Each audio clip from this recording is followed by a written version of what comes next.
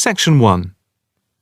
You will hear a woman booking a room for a party at a community centre. First, you have some time to look at questions 1 to 4.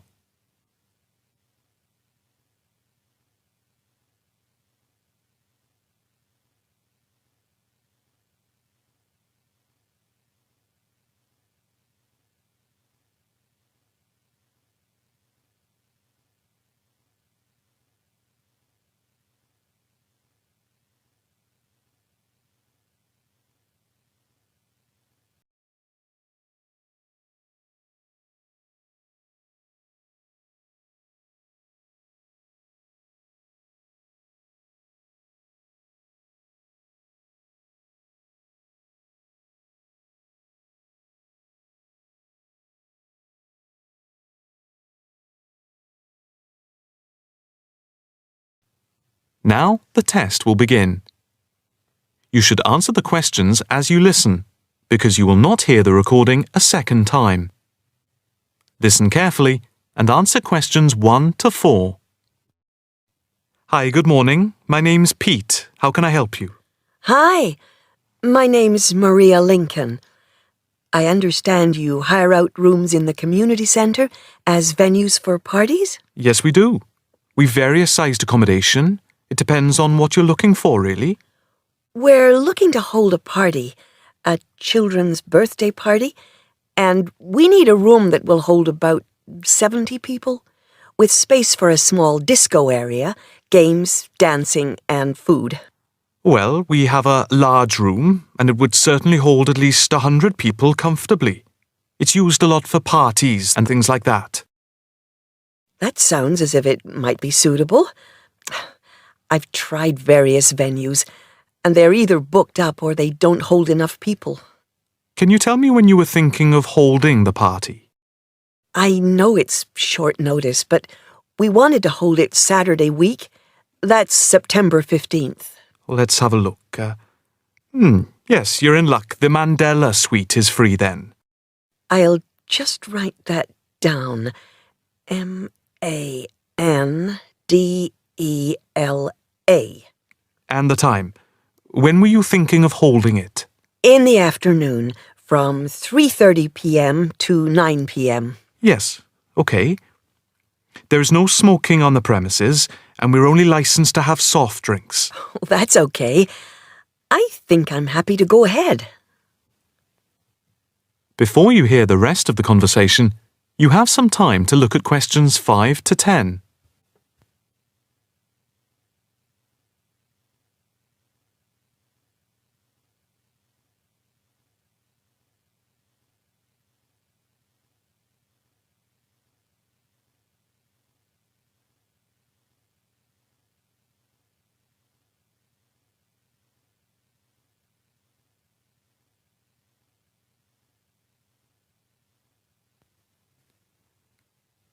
Now listen and answer questions 5 to 10. Can you just give your postcode? Yes, it's PA5 7GJ. Fine. And the flat and street number? It's flat number 40, and the street number is 35.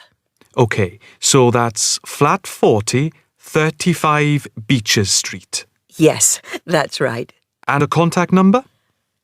My landline is 223279 with the code. But I'll give you my mobile number, which is 07897 293381. Okay, 293381. Can you tell me how much it will cost? It's quite reasonable, actually. It's £115 for the hire of the room, with tables and chairs. But if you want to hire disco equipment, we've got a basic system with speakers and other equipment for £25. But there is no technician around in case anything goes wrong. And of course, it's optional. That would save us carting something from home, but maybe we should bring a spare sound system just in case. We've never had any problem with the system, but you might not want to take any chances. What about catering? Well, we had thought of getting everyone bringing something. We have someone who can do catering for £9 a head, including the cake if required. That's handy, but it's a lot as we have a fairly tight budget. So, you want to go ahead with the booking? Yes, certainly. OK. I need to take a deposit of £30, which is refundable. The balance needs to be paid 2 days before the event at the latest. Fine. You can cancel up to 2 days before, but after that you lose the deposit. We don't intend to cancel, but is there any insurance we can take out? Yes, there's a form here somewhere. How much? It's, let me see. It's only £9 for the 24-hour period, and that covers you for cancellation, damage, and injury. Well, at least we'd better have a look at it. How would you like to pay the deposit? Cash. I'll just give you a receipt. There you are. 10, 20, 30. £30. Maria Lincoln. Thank you very much. I'm really glad I found somewhere. We have been trying to book a place for the past 2 weeks, so thank you again, and bye for now. That is the end of section 1. You now have half a minute to check your answers.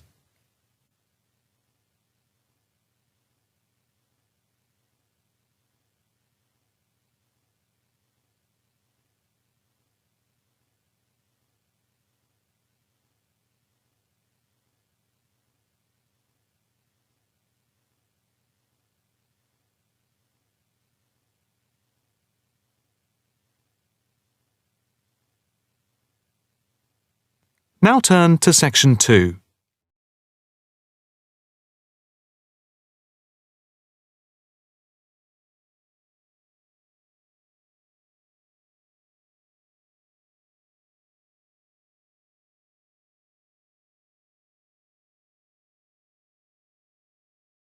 Section 2.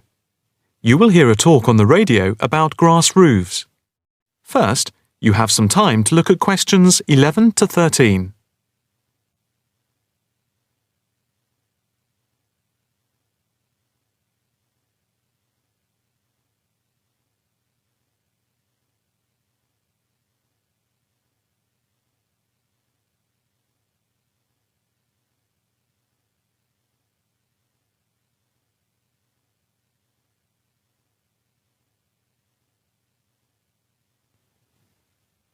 Now listen carefully and answer questions 11 to 13.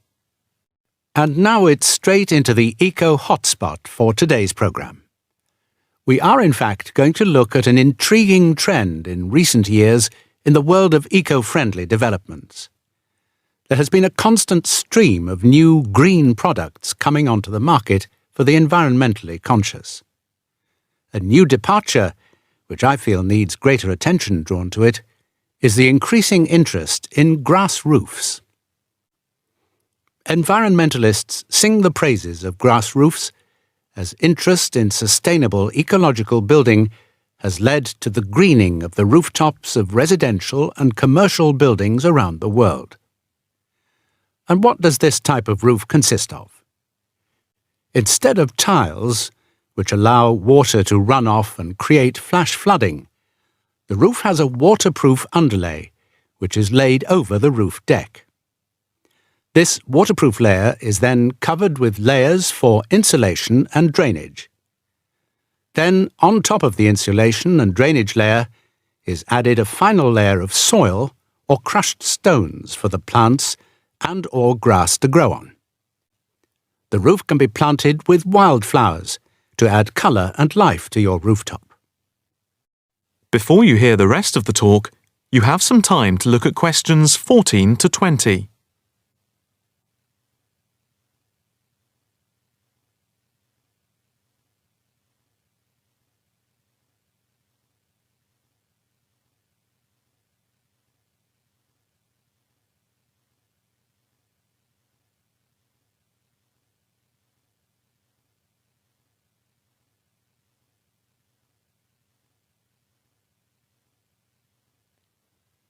Now listen carefully and answer questions 14 to 20.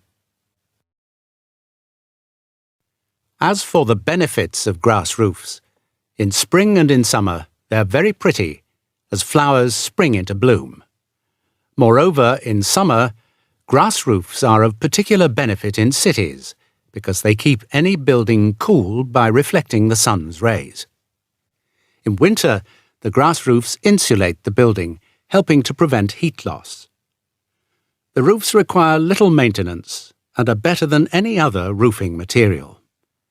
They encourage biodiversity by attracting bees and birds, and they absorb water runoff, which helps prevent flash flooding.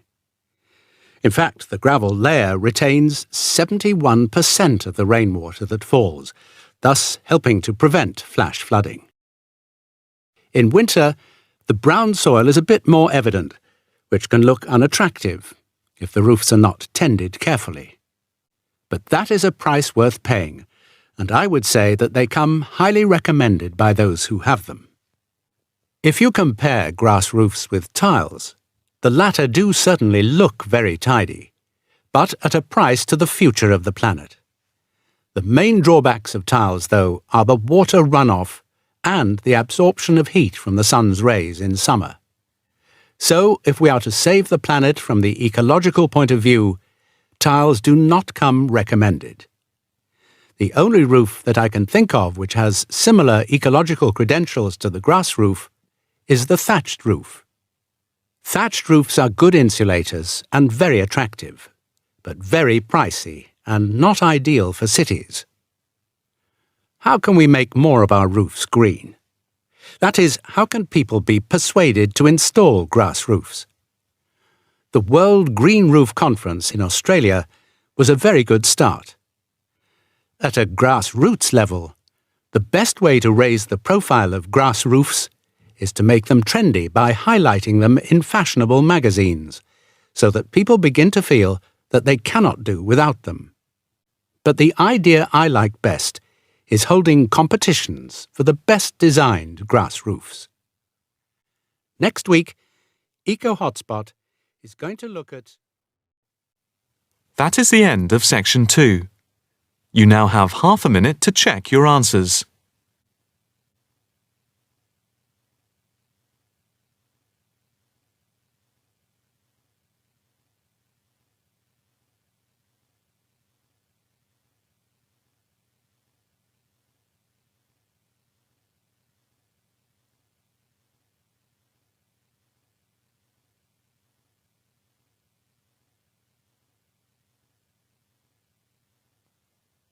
Now turn to section 3.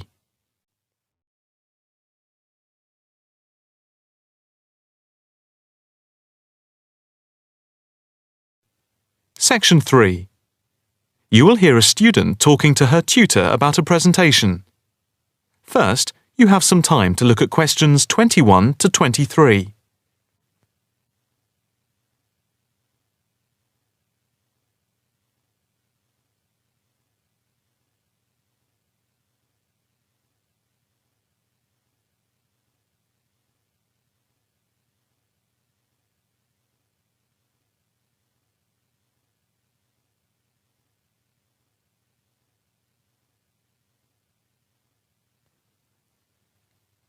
Now listen carefully and answer questions 21 to 23. Excuse me, Dr. Owen, Oh, hello, Karen. Have you got a few moments? Yeah, sure. How can I help you? Well, I've had difficulty finding data on the original question, and I was wondering if I could change my paper to Investment in Knowledge, comparing some European countries with the United States, and then with others throughout the world, including the OECD average. I found lots of data by way of graphs, etc. Where did you get the data from? From various sources, books and journals. How are you going to present the material? I am going to use the electronic whiteboard as suggested and do a blend of graphs, pictures, text and podcasts to illustrate my presentation. It sounds very impressive. Yes, let's hope the whiteboard works. But I'm also going to have a PowerPoint presentation for a backup, just to cover myself. A backup is a good idea, but It's a lot of work doing everything twice. It is, but at least I'll have experience of both. Before we talk about how to use the data I've selected, could you give me the names of a few websites I should look at for more specific background material? When you type in anything to do with knowledge, there are millions of sites listed. Before you hear the rest of the conversation, you have some time to look at questions 24 to 30.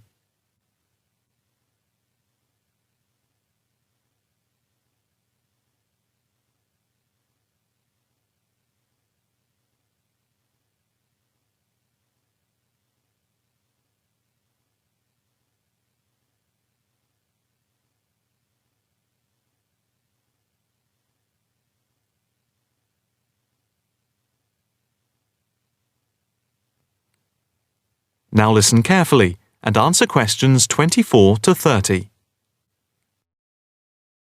Let's see. Oh, I'll print you off this list.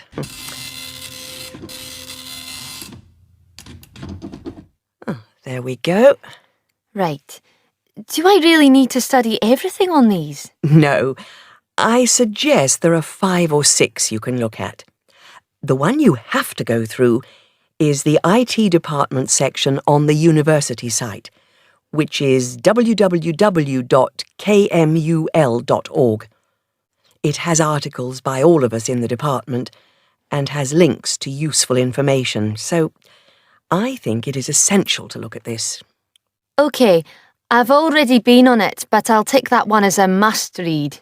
And there's a site which is hosted by Pollock. It's investmentit.com. All you need to do is to skim the abstracts of the articles on the site. They'll give you a general idea about the effects of investment in knowledge. Yes, that sounds good. It cuts out having to read everything. What about this one? knowledgejournal.com. If I remember, it's not that useful. I would say that there are very few things that you need to read there. Then there's itknowledgereview.com. It's got loads of articles, but it's probably best just to read those that have come out in the last term or so. Do you have to subscribe? No, it's free from the university library.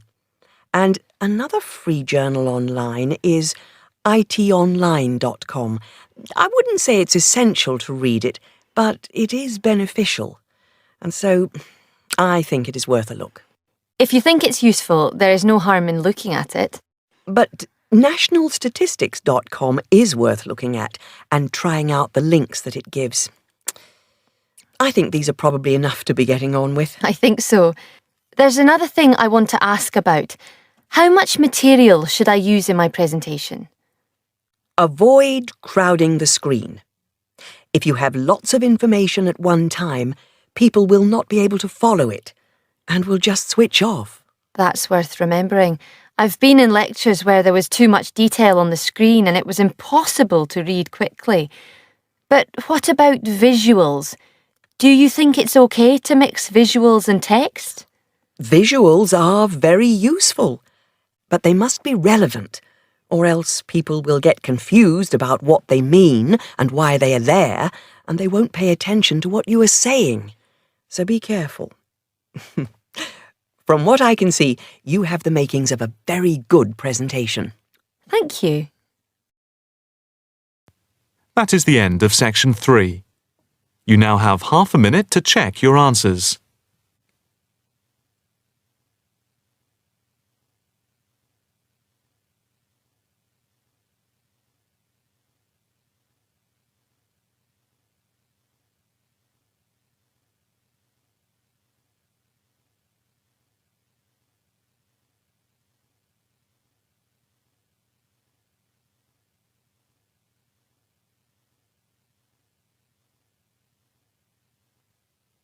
Now, turn to section 4.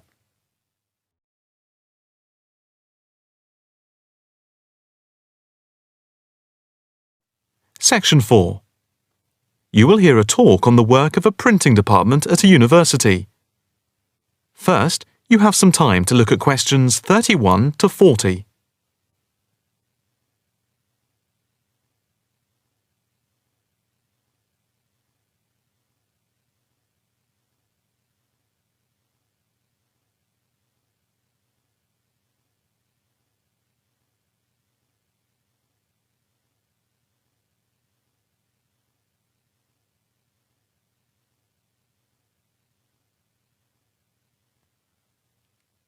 Now listen carefully and answer questions 31 to 40. I am here to give you a brief outline of the work of this new department. The Department of the Printed Word has a very short history, having been created just 10 years ago. Some statistics to start with. The first intake of undergraduate students consisted of 20 students, which rose to 37 in the second year. And we now have about 50 in the first year, doing a wide range of courses, full and part-time. We have a thriving research department, with 17 students on the taught MA course and 7 students doing research full-time. In all, we have 9 full-time lecturers and 16 part-time lecturers who work mainly, but not exclusively, in our evening department. Of the total student body, approximately 21% are from outside the country, a number which has been increasing steadily over recent years. Although students from overseas have to reach a minimum level of competence in English before they follow a course at the university, some may require remedial help with their English, and we can offer help through the Student Support Services as part of the general assistance given to all students. For home students, both graduate and undergraduate, there are bursaries to help with travel and accommodation, for which I would advise you to contact Mrs. Riley at the end of this session. Increasingly, we are forging external links with organisations in the publishing world. And we have been very fortunate in that we have received money to sponsor not just various students within the department, but also technicians and lecturers. Each year we hold a series of lectures which are given by external speakers in the world of printing and the media. The series of workshops that you see around you have been built thanks to a very generous donation which has allowed us to develop our facilities for bookbinding and restoration. Now, the main work of the department relates to teaching the mechanism of printing. And as most printing is now so highly technological, all our students have to be computer literate. For those of you who are interested in taking a module in this department from another department, and who feel that you may not have the necessary computer skills, don't let the technology put you off. We have a number of specialist technicians who can support and deliver crash programs in the computing technology required. As long as you can switch on the computer, you are halfway there. We have what can only be called state-of-the-art facilities, especially for those wishing to move into the publishing world, working not just as printers, but also in editing, page design, layout, and bookbinding. With the extensive facilities we have for book restoration, some of our former students are now employed as expert book restorers and conservationists, skills which were once almost dying out. In the display you will notice samples of work on book cover design, and as well as having all the necessary computer programs for dealing with printing, we have some old printing presses. Despite being largely a modern department, we do have an increasing interest in research into the history of the printed word, ranging from early European to Chinese and Japanese printing techniques. We have in fact some very well-known experts on early printing in Europe in the 15th and 16th centuries. If this area appeals to you, you can talk to Dr. Fred Clare afterwards. From China, we're lucky to have as a visiting lecturer Dr. Yu, who is an authority on early Chinese manuscripts and printing machines. If you are thinking about doing a module with us, or you are interested in doing research after you have finished your first degree, the person to talk to is Professor Clarkson, who will be able to give you all the details. For postgraduate research, you should really be thinking about applying now, even though we are only in December, as the department now attracts large numbers of people, and we always have many applications for each research position. That is the end of section 4. You now have half a minute to check your answers.